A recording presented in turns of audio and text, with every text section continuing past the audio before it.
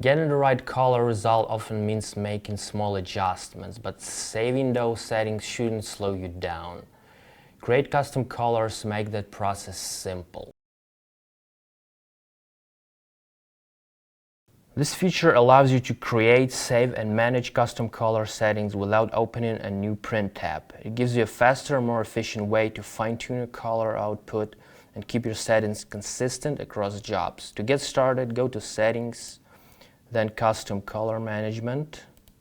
From here, you can work from the default preview image or use your own image to make adjustments. You can save multiple adjustments and use existing ones as a starting point, making it easy to create variations without starting from scratch.